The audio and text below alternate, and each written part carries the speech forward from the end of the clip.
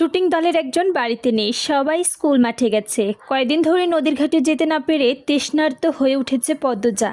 এই সুযোগ হাতছাড়া করা যায় না। হেমলতার অনুমতি নিয়ে সে ঘাটে চলে যায়। সিঁড়িতে বসে আয়েশ করে। কয়েক মুহূর্তে পর শুনতে পায় গান বাজছে কোথাও। পদ্মজা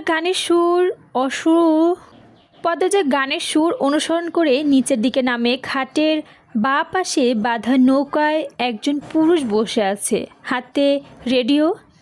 গানের উৎস তাহলে এখানেই। পদ্মজা বিব্রত বোধ করে, দ্রুত উল্টো দিকে ঘুরে ব্যঙ্গপায়ে চলে আসে লাহারি ঘরে। তাকে এত দ্রুত ফিরতে দেখে হেমলতা প্রশ্ন করলেন, কেউ ছিল? পদ্মজা ওপর নিচে মাথা নাড়ালো। হেমলতা চিন্তিত স্বরে প্রশ্ন ছুড়লেন, কিছু বলেছে? দেখতে কেমন?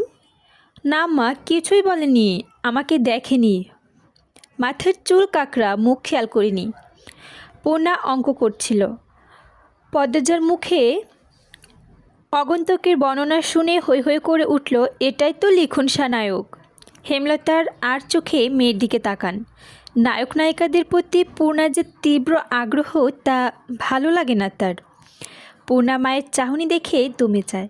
সারাক্ষণ শুটিংয়ের দলের আশেপাশে ঘুরঘুর করে মেয়েটা। হেমলতার বিরক্তি হয়ে তাকে কড়া নসরেত দিয়েছে, আর যেন না যায়। যদি যায় মার একটাও মাটিতে পড়বে না। পূর্ণা ভয় পেয়েছে, কিন্তু লিখন আর চিত্রাজীবী জুটিটা এত ভালো লাগে তার যে শুটিং না দেখলে দম বন্ধ হয়ে আসে। তাই সে চুপিসারে টিনের একটা ছিদ্র করেছে। হেমলতার সেলাই মেশিন দেখেছে লাহারি ঘরের পেছনে বারান্দায়। সারাক্ষণ সেখানেই থাকেন। সেই সময় পূর্ণ ছিদ্রে দিয়ে উকি দিয়ে শুটিং দেখে। পূর্ণার এই আচরণ দেখতে দেখতে একদিন পদ্মজার আগ্রহ জন্মালো। 7-5 ভেবে একদিন উকি দিয়ে বসলো সেও। কাকড়া চুল মানুষটি একজন অতি সুন্দরী মেয়েকে কোলে তুলে নিয়েছে। মানুষটির দৃষ্টি মোহময়। বাড়ি জুড়ে গানের সুরধ্বনি। কেউ কেউ ক্যামেরা ধরে রেখেছে, গানের শুটিং চলছে বোধহয়। অদ্ভুত ঠেকছে পদ্মজার। লজ্জা পেয়ে চোখ সরিয়ে নিল।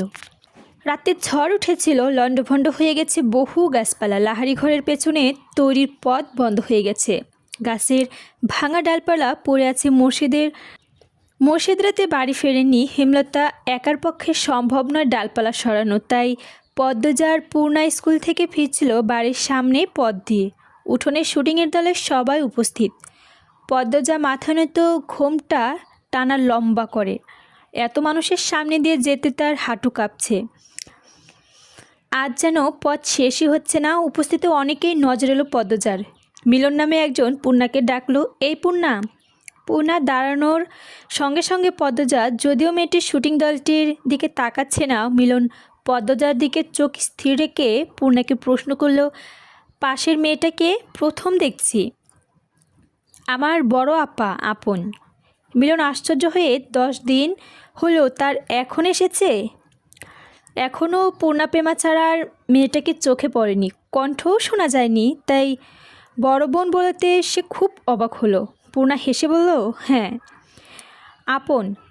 মিলন বিড়বিড় করে বলল, চেহারার তো মিল নেই। সবাই বলে, আচ্ছা যাও। দুই বোন লাহারি ঘরে চলে যায়। হাঁপ ছেড়ে বাঁচে পদ্মজা। ভেতরটা এত কাঁপছিল, সে অনেক মানুষের পা দেখেছে, তবে চোখ তুলে তাদের মুখ দেখার সাহস হয়নি। কিন্তু হ্যাঁ, ইচ্ছে হয়েছিল বটে। সিনেমায় যারা অভিনয় করে তারা দেখতে কেমন? সাধারণ মানুষের মতোই নাকি অন্যরকম?